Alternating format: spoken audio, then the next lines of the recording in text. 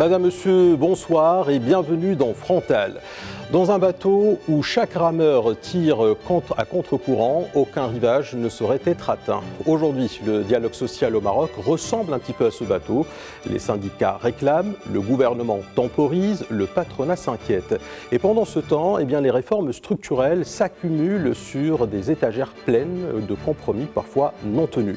Loi sur la grève controversée, réforme des retraites sans cesse repoussée, code du travail en chantier permanent pratiquement et des augmentations de salaire sur fond de déficit public. Ce sont là, si vous voulez, les lignes de fracture d'un dialogue social devenu un terrain de tension chronique. Alors la question qui dérange mais que l'on se doit de poser, c'est de savoir tout simplement si le gouvernement de Aziz Arnouch a encore les moyens politiques, économiques et humains d'un vrai dialogue social, ou assistons-nous à une mise en scène cyclique pour désamorcer les colères sans jamais trancher dans le vif.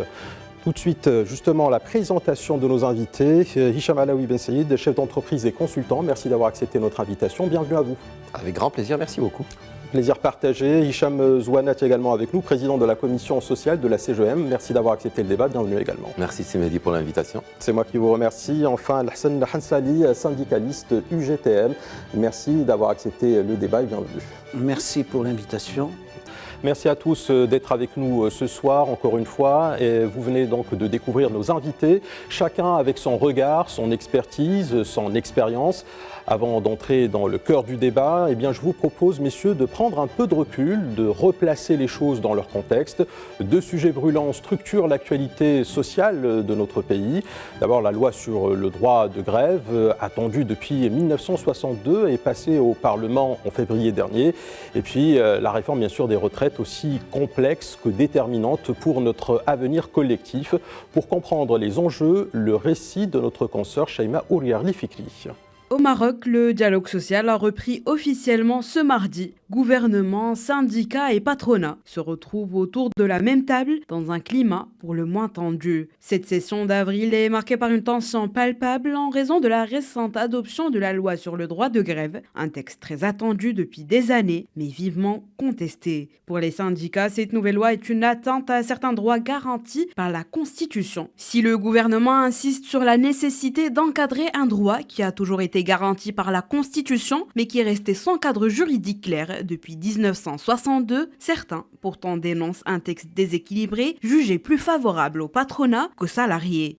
Aujourd'hui, le droit de grève devient très contraignant à exercer de par les différentes contraintes et dispositions légales qui figurent dans cette loi. Mais le principal élément qui fait aujourd'hui débat, c'est aussi la responsabilité pénale et aussi des salariés qui seraient grévistes de manière illégale dans une grève qui serait éventuellement considérée comme illégale. Cela aussi rejoint le fait qu'un salarié qui participe à une grève illégale pourrait être sujet à des sanctions selon l'article 39, donc en tant que faute grave, considérée comme étant une faute grave éventuellement, et qui ouvrirait un droit au licenciement pour l'employeur. Mais l'un des dossiers les plus sensibles reste encore à venir, la réforme des retraites. Annoncée pour janvier 2025, elle tarde à se concrétiser. Aucune version officielle du projet n'a encore été dévoilée et les discussions patinent. De quoi alimenter les inquiétudes d'une large partie des travailleurs déjà éprouvés par des années de réformes. Il est clair que le dialogue social s'inscrit dans un contexte très particulier, des tensions sur les pouvoirs d'achat, des tensions sociales et des désaccords entre les centrales syndicales, le patronat et l'exécutif. Nous ne pouvons pas imaginer une réussite de ce dialogue social sans concession douloureuse de la part de toutes les parties. Cette année, il est question de parler de réforme de retraite. Nous savons très bien que cette réforme ne pouvait se passer que dans la douleur, avec des concessions qui sont importantes.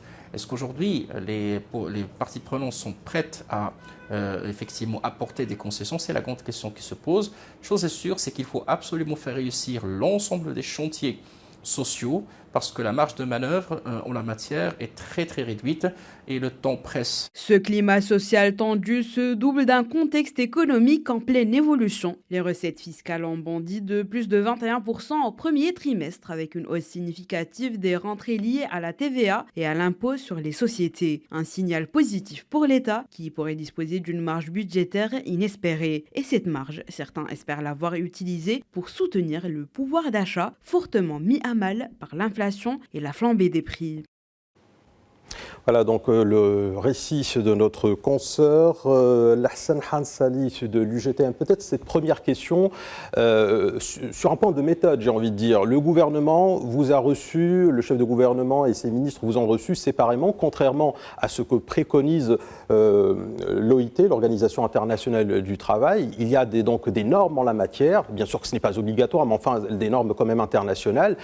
L'idée, c'est de comprendre pourquoi est-ce que vous avez cédé par rapport à cette manière de faire qui vous divise et qui fait que le gouvernement devient de plus en plus fort et éventuellement peut influencer la prise de décision. Et si vous cédez sur ça, la question que certains peuvent se poser, c'est comment pouvez-vous défendre justement les intérêts de la classe laborieuse si vous n'arrivez pas à défendre votre propre intérêt dans ces négociations et dans ces pourparlers avec le gouvernement. Lahsan Hansali de l'UGTM.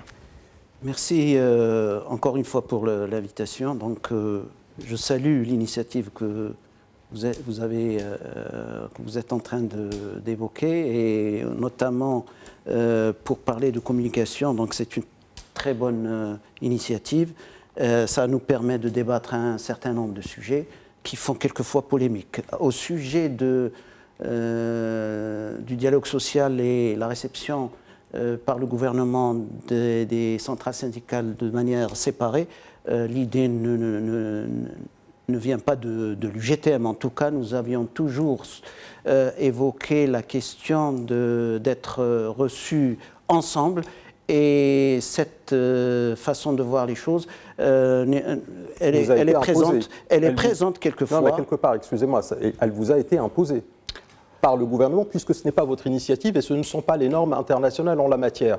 Encore une fois, si vous cédez sur ça, comment voulez-vous défendre les intérêts de la classe laborieuse ? Écoutez, lorsqu'il y a des sujets importants, nous faisons appel aux centrales syndicales les plus représentatives pour avoir un point de vue commun. Si on est reçu séparément, nous essayons de présenter le sujet de la même manière. Sauf que quelquefois, il y a des idées qui sont autres que celles proposées par certaines centrales. Très bien. Peut-être une réaction à ce niveau-là, au niveau de la CGM. Vous en pensez quoi, cette méthode, ce modus operandi, j'ai envie de dire, Hicham Souanet, de la Commission sociale? Moi, si me dit, j'ai un autre avis. J'ai vécu les deux. J'ai vécu pendant 15 ans des réunions ensemble, des réunions en aparté. Et franchement, c'est avec beaucoup de pragmatisme que se déroulent les réunions lorsqu'on est en aparté. Quand on est ensemble, chaque syndicat ramène 4 à 5 personnes. Il y a 4 syndicats, allez, 3, ce mandat-là, le plus représentatif. La CGM, le gouvernement, on est pratiquement 5 ou 6 partis. Vous multipliez ça par 5, on est 30 personnes sur la table, il n'y a aucun dialogue. Et c'est vrai que parfois, il nous manque un peu les débats, les challenges des uns et des autres, mais moi je reconnais qu'avec même le gouvernement joue un rôle de facilitateur. Si on lui donne ce rôle-là, de jouer ce rôle entre les syndicats, le gouvernement et l'État employeur, qui est la fonction publique, on lui laisse la latitude. L'essentiel, c'est le résultat. Et pour moi, nous sommes sortis avec un résultat assez concret cette année, une promulgation d'une loi sous la houlette d'un Parlement. Et ce qui me suffit, c'est le plus important, c'est le résultat et non pas la forme. Très bien. Hicham Ben Saïd Alaoui. Moi, je pense qu'il y a deux niveaux d'analyse. Le premier, c'est que nous attendons ce cadre depuis un certain nombre d'années. Depuis 1962, il y a une référence à une constitution, dans une constitution, puis on attendait un cadre. Dans la loi 97-15, parce que tel est le numéro de la loi, dans 97-15, il y a 15, c'est 2015. C'est-à-dire ça fait une dizaine d'années qu'il y a des va-et-vient, il y a beaucoup d'intervenants. Si au moins, sous la houlette du gouvernement actuel, nous arrivons à un consensus, peut-être que la forme peut être discutable, peut-être que le modus operandi est un peu différent de ce qui se faisait avant, mais moi je salue que pragmatiquement, on entend beaucoup parler de cette loi depuis des années. c'est ce gouvernement, qu'on le veuille ou non, que les choses ont pu avancer. Le CESE a été consulté, la Cour constitutionnelle s'est prononcée, la première chambre du Parlement s'est prononcée, la seconde chambre s'est prononcée. Beaucoup d'intervenants, la CGEM, les syndicats, d'un point de vue de pragmatisme politique pur, je pense que c'est plutôt salutaire et plutôt louable à mettre à l'actif du gouvernement actuel. Et cette loi, justement, sur la grève qu'on a attendue depuis pratiquement 62 ans, quand vous entendez des centrales syndicales la dénoncer, est-ce que c'est quelque chose qui vous parle ou pas, que ce soit sur le modus operandi, la manière avec laquelle elle est passée au Parlement, ou que ce soit sur le contenu, justement, de cette loi sur la grève? Est-ce que c'est quelque chose d'audible? Oui, c'est tout à fait audible. Je pense qu'il y a encore une fois 3 éléments de réponse. Les syndicats sont dans leur rôle. Et si les syndicats n'étaient pas montés au pilori pour tenter de protéger les intérêts des salariés, qu'ils soient du public ou du privé, ils ne seraient pas dans leur rôle. Les syndicats ont joué leur rôle. Le gouvernement a une vision un peu plus dans l'équilibre parce qu'il a une vision un peu plus projetée sur les finances publiques. Et il voit ce qui est soutenable, ce qui n'est pas soutenable. Et ce qui est sûr, c'est qu'il faut faire quelque chose. On ne peut pas continuer comme ça. On parlera aussi soutenabilité d'un certain nombre de régimes. Il n'est pas possible factuellement de continuer de la sorte. Et troisième élément, il y a aussi la CGEM, c'est-à-dire un peu l'extrême, si on veut caricaturer, de ce que dirait un syndicat classique, c'est-à-dire les patrons des patrons, les syndicats des patrons, qui se sont également prononcés pour voir ce qu'il était soutenable. Donc je pense que chacun était à sa place. Mais honnêtement, je me félicite qu'il y ait un cadre qui en plus ne me semble pas coercitif outre mesure. Il faut bien un cadre, il faut bien commencer quelque part. Si, en apprenant au fil de l'eau qu'il faut faire des ajustements, ils doivent être faits à mon sens. Mais pour ma part, de ma modeste lecture, je ne vois pas de scandale dans les textes de loi, comme je ne vois pas de gros loupés. Je pense que c'est un bon point de départ, et puis on peut ajuster au fil de l'eau. Vous voulez peut-être réagir, il me semble. Oui, pour la loi sur la grève cette fois-ci, ce qui a manqué, c'est que nous avons un article qui date de 1962, la première constitution, l'article 29 qui prévoit, qui garantit le droit de grève, avec un deuxième paragraphe dans le même article qui dit que la loi organique viendra réglementer l'exercice du droit de grève. Ce qui a manqué, c'est que pendant 62 ans, on était presque dans un droit absolu. Quel que soit le contenu, le fond que vous ramenez, c'est comme s'ils vont revenir à un niveau moyen, même si le texte est équilibré. Mais sur le plan de la forme, comme a dit Hicham, il a eu 6 passages. Premièrement, toutes les négociations qu'on a eues en direct avec le ministère, et le ministère avec les partenaires sociaux, les syndicats, nous, une vingtaine de réunions. Le ministère se prononce sur une 60aine de réunions, ça, le premier passage. Deuxième passage, le chef de gouvernement a vu juste de solliciter le CESE, il s'est prononcé. Également, le Conseil national des droits de l'homme, troisième passage. Quatrième passage, la Chambre des représentants. Cinquième passage, la Chambre des conseillers. Et une fois adopté par les deux, il a été mis sous tutelle et vérification de la Cour constitutionnelle en cas de anticonstitutionnel, et il a validé un mois après. Et c'est validé. Cela dit, nous n'avons pas au Maroc l'exception d'inconstitutionnalité. Donc l'option que vous êtes en train de partager avec nous n'est pas forcément une option faisable dans les faits, a priori. Si. La Cour constitutionnelle, elle peut faire deux choses. Soit elle émet des remarques et elle ne change pas le texte, soit elle émet des changements dans le texte sans revenir pour l'adopter dans le Parlement. Et nous, on s'attendait à ce qu'il y ait une révision de quelques mots, quelques articles. Franchement, ils n'ont pas touché un mot. Et ils ont émis des remarques, surtout par rapport aux potentiels décrets qui viendront, qu'ils soient, parce que les décrets ne passeront pas à la Cour constitutionnelle, ils ont émis des souhaits que les deux décrets soient équilibrés au même titre que là. Sauf erreur de ma part, cette loi prévoit des amendes importantes, il me semble. Ça peut aller jusqu'à 200 000 dirhams, de ce que j'ai pu voir. Mais par contre, une petite remarque, Hicham Zouana de la CGEM, c'est qu'il n'y a pas de modalité de conciliation, a priori. Si, c'est des modalités préalables.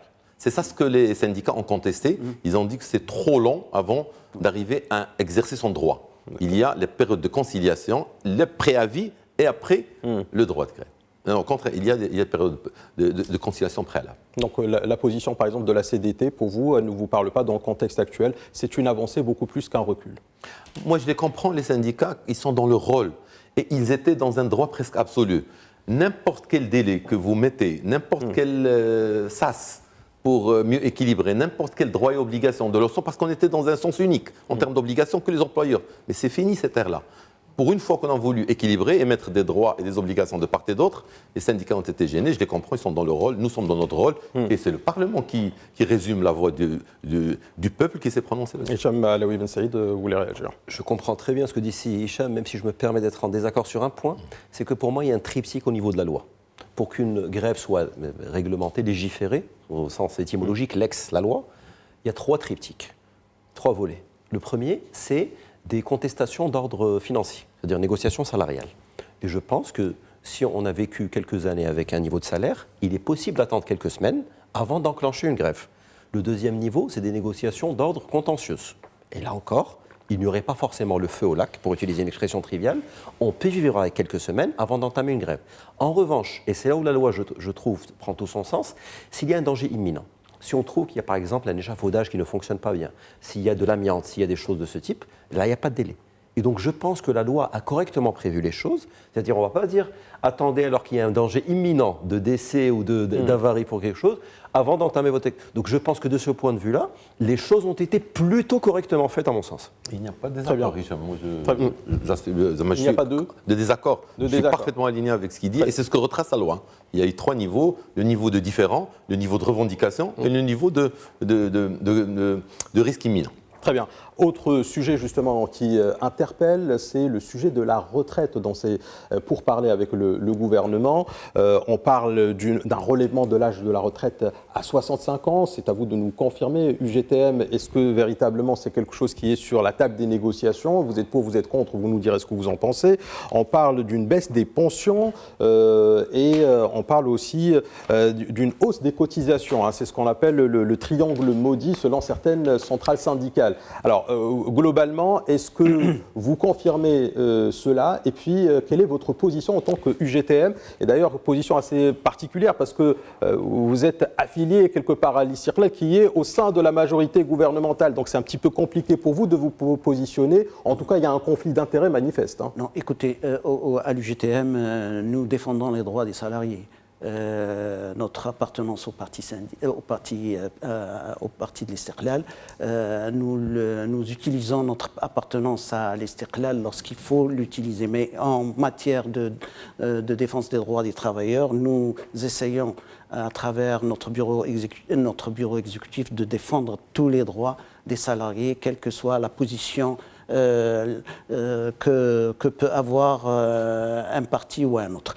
Donc, si vous le permettez, je reviens, parce que je n'ai pas donné mon point de vue sur la question de la loi de la grève. C'est vrai que nous avions exercé ce droit durant 60 ans, mais il était, à mon sens, dans une amalgame très protestée. Et cette façon de voir les choses nous a permis, bien sûr, lorsque la question a été proposée, pour sortir la loi de la grève qui a attendu 60 et quelques années. Donc nous avions estimé que c'est une responsabilité nationale. Et là, en comparaison avec ce qui a été proposé en 2016 et le texte qui est sorti tout récemment, donc il y a une très grande différence. Nous avions proposé à peu près 80 propositions. Sur ces 80 propositions, la majorité a été acceptée. Et c'est ce qu'ont fait les autres centrales syndicales, je pense.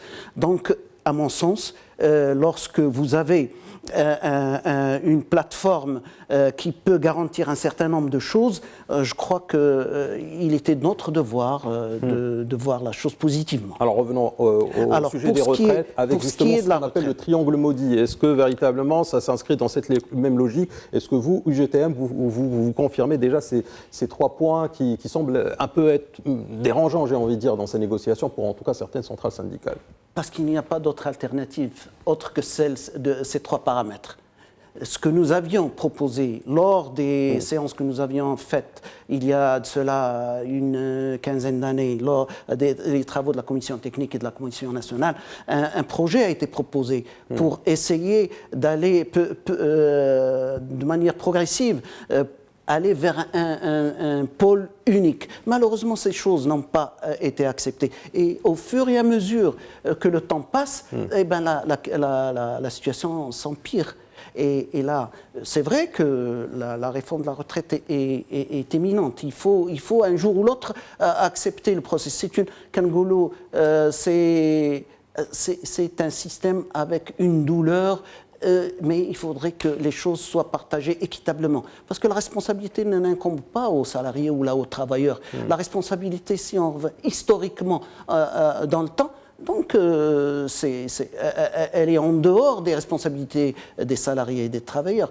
Mais il faut que les choses se passent, je dirais, de manière négociable et nous n'accepterons jamais que les droits et les intérêts des salariés soient touchés. Alors, votre point est clair. Cela dit, qu'est-ce que vous pouvez répondre aux personnes qui vous disent, effectivement, il n'y a pas d'autre alternative, comme vous dites, mais en même temps, le gouvernement, lorsqu'il vous donne justement ces augmentations de salaire, 500 dirhams plus 500, 1000 dirhams, etc., mais qu'il relève en même temps le seuil, l'âge à 65 ans, par exemple, et les cotisations sont plus ponctionnées, etc., donc c'est ce triangle maudit, finalement, il vous donne d'une main ce qu'il reprend de l'autre main. Ça s'additionne et ça donne une somme nulle, vous comprenez? Oui, écoutez, la question de rendre obligatoire l'activation des commissions prévues par le Code donc en ce qui concerne la retraite, nous sommes conscients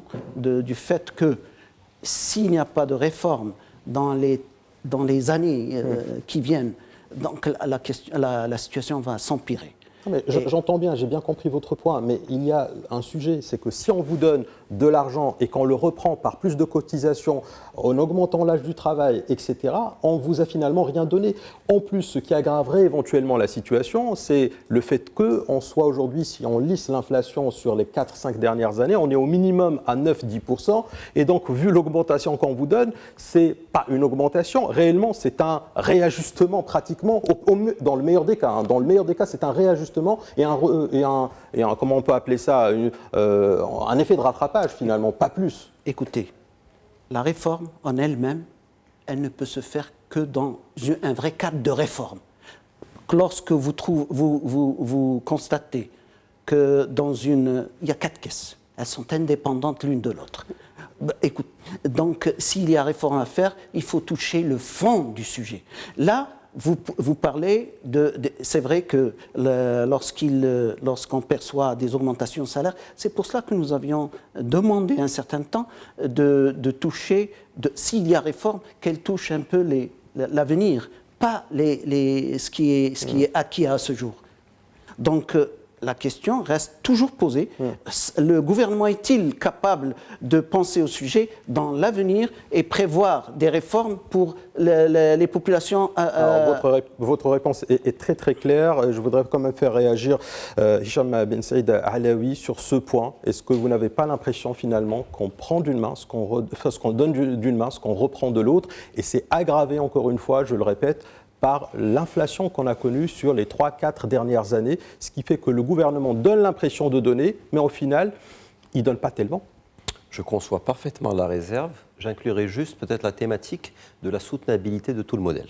Lorsque la Cour des comptes fait des études, des calculs savants, actuariels, et qui nous disent les déficits techniques actuels de la CMR par exemple, cumulés, devraient aboutir à une situation de blocage, pour appeler un chat en 2028. Nous avons gagné 2 ans et demi à 3 ans de répit pour 2031 suite aux augmentations récentes de salaire, mais on en est là. C'est-à-dire dans quelques dizaines de mois, si on continue les choses telles que nous les faisons actuellement, le système n'est pas soutenable.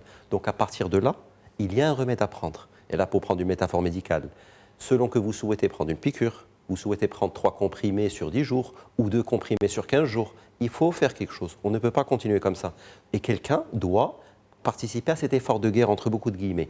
Et bien entendu que la contribution des salariés est indispensable dans ce modèle. Parce que ce modèle qui fonctionne, alors que nous sommes aujourd'hui environ 13% de Marocains à avoir plus de 60 ans, à horizon 2050, nous serons 1 Marocain sur 4. Ce n'est pas soutenable. Ce n'est de la faute de personne. Les Marocains vivent mieux, alhamdoulilah. Les Marocains vivent mieux en bonne santé. Passer 60 ans, l'espérance de vie résiduelle est de 25 ans.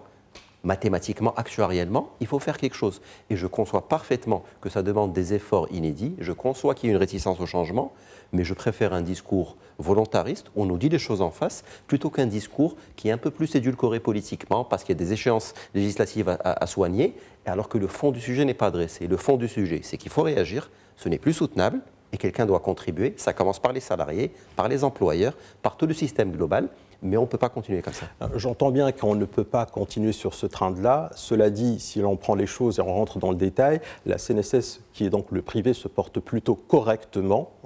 Il y a quand même une soixantaine de milliards dans les caisses pratiquement de la CNSS. Là où il y a véritablement un déficit, c'est au niveau de la CMR. La CMR, c'est pratiquement 8 milliards de dirhams de déficit. Et donc, à partir de là, si on doit soigner le mal, il faut l'orienter vers là où ça va mal. Justement, c'est la CMR. Donc, et qui s'occupe de la CMR? Ce n'est pas le privé, c'est le gouvernement, c'est l'État. Donc, à partir de là, mettant le focus sur là où le bas blesse, mélanger les deux et dire qu'effectivement il y a un sujet global, donc on va intégrer le public et le privé pour sauver la face, c'est quelque part faire fausse route peut-être. Non, pour moi, il y a deux concepts techniques.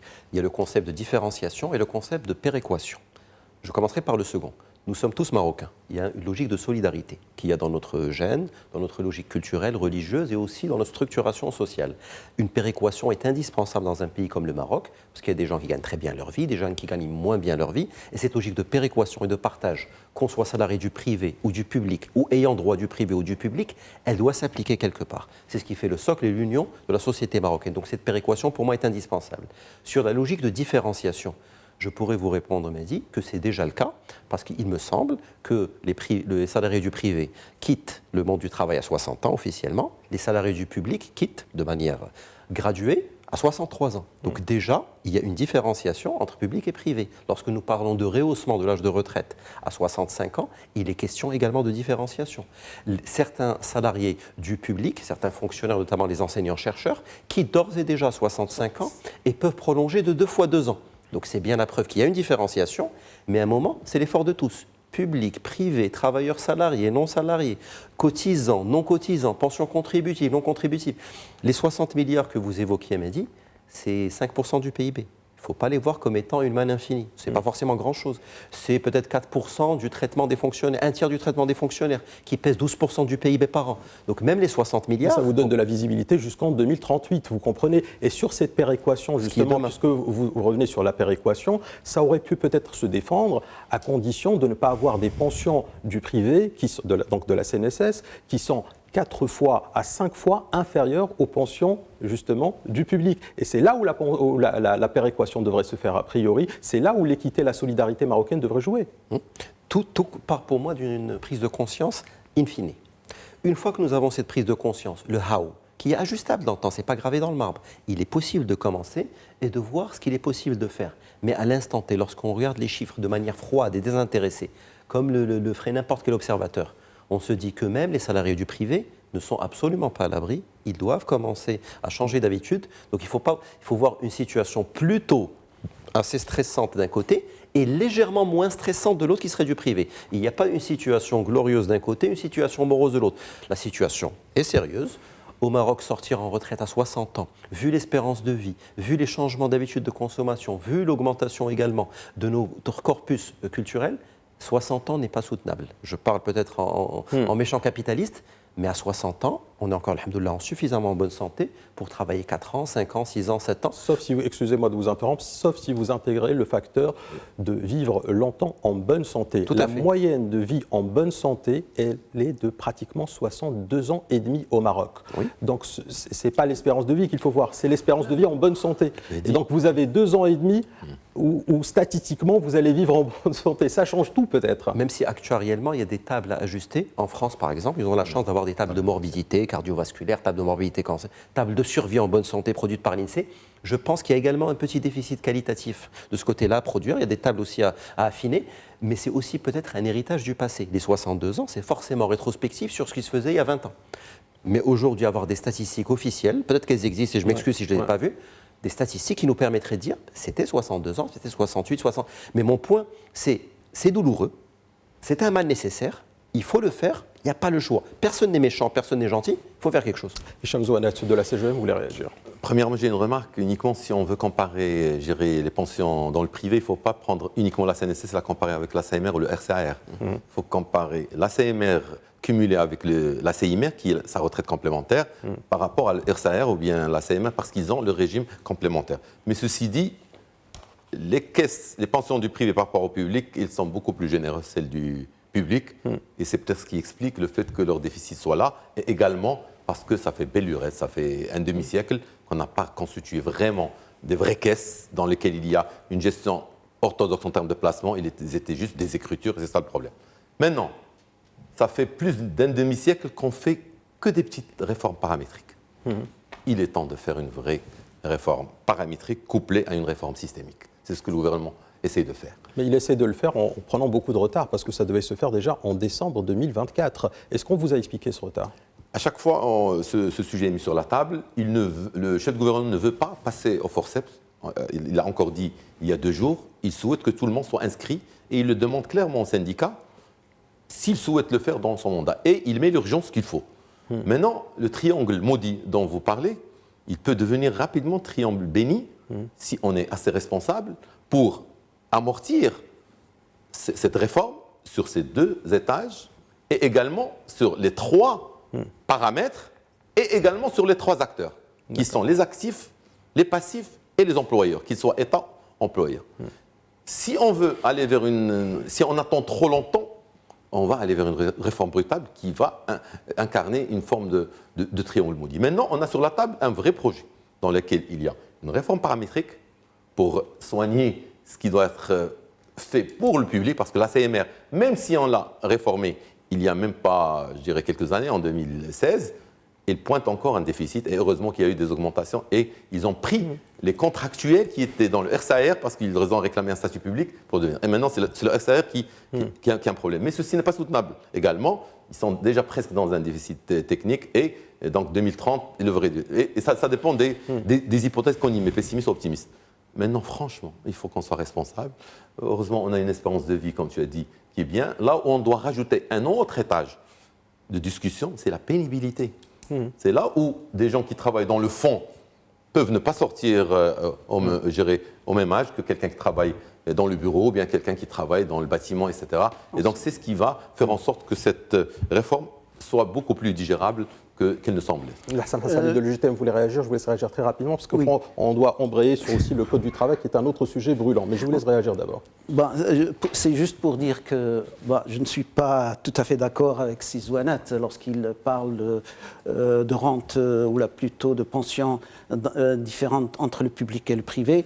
Il ne faut pas oublier que dans le privé, la CNSS ne dépasse guère pour les hauts salaires les 4200 dirhams par mois, s'ils n'ont pas la CIMR. La CIMR est un régime complémentaire, ce n'est pas un régime obligatoire. Donc ce sont seulement les cadres et les hauts cadres qui ont cette possibilité d'avoir une retraite aisée, meilleure que celle qui est offerte à la CMR. À la CMR, malheureusement, la faute, je le répète, incombe au gouvernement, aux différents gouvernements qui se sont succédés.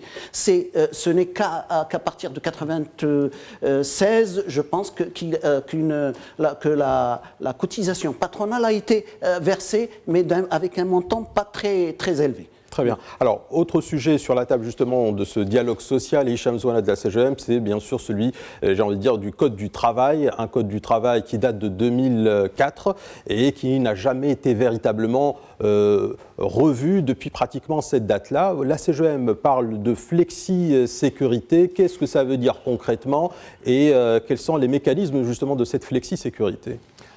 Alors, tu es gentil, Mehdi, quand tu parles d'un code de travail adopté en 2004, c'est-à-dire 21 ans. La réalité... Autant que code, c'est le code rassemblé. Voilà. Donc, les 2 tiers ont été uniquement rassemblés et le 1 tiers qui a été créé à cette date-là. En réalité, il date de beaucoup plus, il est vraiment désuet, il est dépassé, il est anachronique. 10 ans avant. Voilà. Notre approche, d'abord, on ne souhaite pas avoir une réforme lourde. Parce qu'une réforme lourde ne prendra 30 ans comme ça a pris.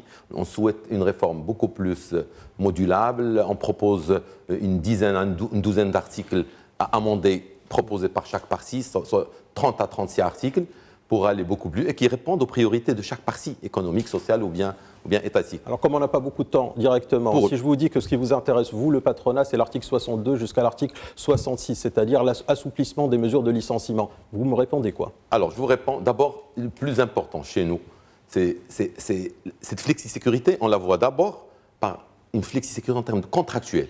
Alors d'aujourd'hui, nous avons plus de 700 agences de recrutement qui travaillent dans un désordre, mis à part une vingtaine qui respectent la loi. 3 mois renouvelables une seule fois n'est pas soutenable. Et ça n'existe dans aucun pays. Nous souhaitons avoir un cadre beaucoup plus flexible avec 6 mois renouvelables 2 fois, qui est 18 mois, moyenne des pays européens et de nos voisins, qui vont jusqu'à 24 mois. Ça, le premier. Deuxièmement, flexibilité pour le travail des femmes. Aujourd'hui, les femmes sont interdites de travailler dans les mines. La femme enceinte doit travailler, doit avoir une autorisation si elle est enceinte pour travailler la nuit. Et elle n'a pas un cadre flexible en termes de temps, de contrat à temps partiel pour travailler. Donc, deuxième étage. Troisième étage, on peut venir aux législations sur la gestion des crises longues. Ça n'existe pas.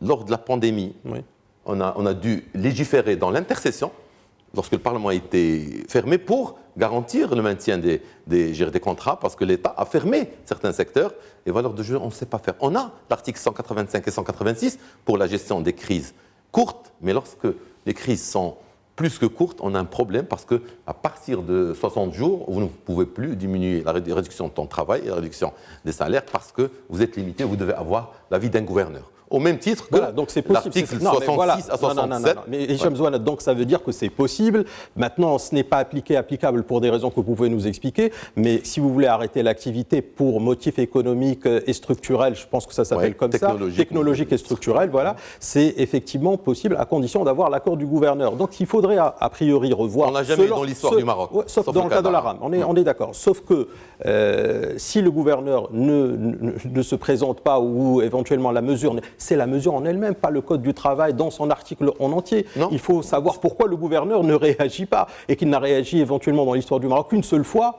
C'est pour ça qu'on propose uniquement des réformes modulaires et non pas, on ne veut pas faire passer le bébé avec son eau. On dit que le Code doit être réformé sur chaque 2 ans, une version, 1, 2, 3, pour qu'il soit réformé sur 3 versions, et on dit uniquement une dizaine d'articles. Mais pour nous, ces articles sont l'émanation des administrateurs qui souhaitent avoir... Attention, on nous demande d'investir massivement dans ce pays. La CGE et les patronats ont un rôle d'investir. Ils doivent le faire. Et quand on investit, l'investisseur doit avoir un minimum de visibilité sur comment contractualiser et comment se séparer. Très bien. Deuxième mention. Donc le vrai problème, c'est la séparation, c'est le licenciement. Entre autres, oui. Maintenant, je reviens à l'article 62 sur la séparation. Vous savez que cet article est hérité du protectorat, dans lequel il y a uniquement licenciement abusif et licenciement justifié. La France a abandonné ce qu'on appelle vice de forme pour carrément, je dirais, perdre 95% des contentieux sociaux sont perdus pour des raisons difficiles. Qu'est-ce qu'ils ont introduit? Une notion, ce qu'on appelle un licenciement irrégulier, dans lequel vous n'avez pas respecté la forme, mais pour lequel vous devez payer. Mais pas parce qu'on n'a pas respecté une date, une virgule, un mot, on perd tout un contentieux, parfois, comme le cas de la RAM ou bien d'autres, que heureusement qu'il y a l'État pour subvenir à ce genre de risque, mais pour des PME, pour des petites, ils ferment tout simplement. On a en moyenne 23 000 fermetures par an, entre 17 000 et 25 000.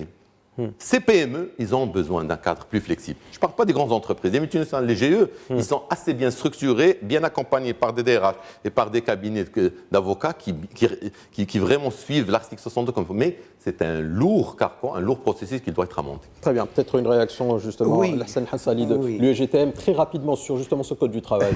Justement, là, écoutez, le Code du travail, comme a dit Zouanat, est sorti en 2004, après 10 ans de discussion.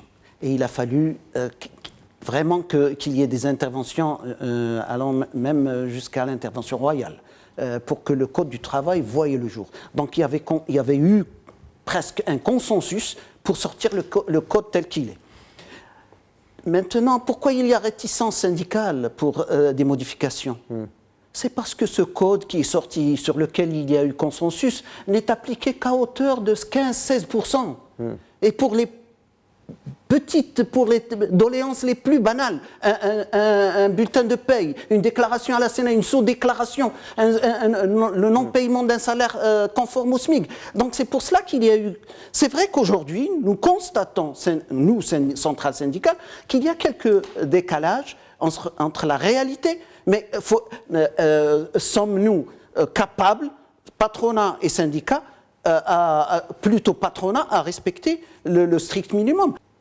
La sous-déclaration, les gens sont sous-déclarés, ils ne sont pas déclarés à 26 jours par mois, ils sont déclarés 14-15 jours par mois. Le SMIC n'est jamais appliqué à 100%. l'importance dans tout ce dossier, c'est que notre situation, notre paramètre économique, il est composé de petites et moyennes entreprises. Nous avons un nombre important de petits salariés. La CGM, c'est vrai qu'elle encadre les grandes sociétés. Ils n'ont pas ce problème de déclaration, ils n'ont pas ce problème de contrat de travail. La majorité, 99% des salariés dans ces petites et moyennes entreprises n'ont pas de contrat de travail. Très bien. Hicham Alaoui Saïd, peut-être une réaction sur le Code du travail, suffisamment flexible ou pas concrètement, parce qu'on a les licenciements pour motifs économiques et structurels et technologiques, on a la possibilité de réduire les salaires de moitié et la durée de travail de moitié, donc a priori pour certains, on a les éléments déjà de la flexibilité qui ne sont pas suffisamment pris au sérieux éventuellement par certains patrons d'entreprise. Alors, est-ce que la CGM est dans son droit lorsqu'elle demande encore plus de flexibilité, sachant que on a aujourd'hui un taux de chômage qui avoisine les 13-14% et que si on facilite encore plus le licenciement, éventuellement on pourrait grimper à 16-17% selon certains. C'est pour ça que je pense qu'il faut parler de flexibilité et avoir le courage d'affronter les choses plutôt que de parler de flexi-sécurité. La flexi-sécurité, c'est un modèle qui fonctionne très bien au Danemark, où il y a 6% de chômage, où il y a, lorsque vous perdez votre emploi, possibilité selon les salaires de percevoir 90% de votre précédent salaire pendant 18 mois. Ça, c'est de la sécurité. À la rigueur, je perds mon emploi. Dans les 18 mois, je suis payé pratiquement ce que je touchais. Et vu que le taux de chômage est résiduel, je vais bien trouver un emploi dans les 3 mois qui suivent. Les États-Unis sont le chantre de la flexi-sécurité. Avec un taux de chômage de 3 à 4%, c'est le plein emploi. Le lendemain, je retrouve un emploi. Ce n'est pas le cas lorsque vous avez un tiers des jeunes de 15 à 24 ans qui n'ont pas d'emploi. Ce n'est pas le cas lorsque vous avez 13% de chômage dans ce pays. Donc je pense qu'il ne faut pas peut-être vendre des chimères et parler de flexi-sécurité. Il n'y a pas de sécurité forcément acquise comme au Danemark. Je parlerai de flexibilité. Sur la flexibilité, je pense que c'est une réaction un peu épidermique, et en tant que chef d'entreprise, je ne peux pas être schizophrène, je pense que c'est juste une perception. Nous, chefs d'entreprise, avons pâti d'une certaine dérive, si on peut l'appeler comme ça, un peu francophone, qui consistait à toujours considérer l'employé comme étant la partie faible, et que, peut-être aussi en voulant bien faire, devant un juge ou devant une médiation, fatalement, vous pouvez faire le test autour de vous d'employeurs qui ont eu à se départir de salariés, je dirais peut-être 70%, parfois 90% des cas, l'employeur a toujours tort, l'employé a toujours raison. Et ça, c'est un frein majeur pour moi à l'employabilité. Je pense qu'il est temps de couper court avec ce qui se faisait dans les années 60-70. Il est temps de s'adapter aux vicissitudes des temps modernes et à la logique actuelle.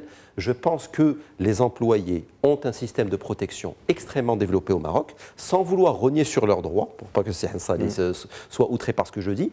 Je pense qu'il est temps aussi de mettre un peu d'eau dans le thé de tout le monde, parce que continuer à protéger les intérêts des employés de cette manière, et désolé si je parle encore comme le méchant capitaliste, n'est pas forcément soutenable et c'est tout bonnement un frein à l'emploi. Si c'est aussi compliqué pour un employeur de recruter, si c'est aussi compliqué de se départir d'un salarié, vous savez ce qui va se passer? Il va moins recruter. Si c'est plus flexible, on trouve un bon compromis, on va tous recruter un peu plus et toute la dynamique s'embrayera sur un cercle vertueux préférable à tout le monde. Est-ce que vous avez envie de répondre aux personnes qui vous disent on ne recrute pas fonction du code du travail et de sa rigidité, mais on recrute fonction du carnet de commandes?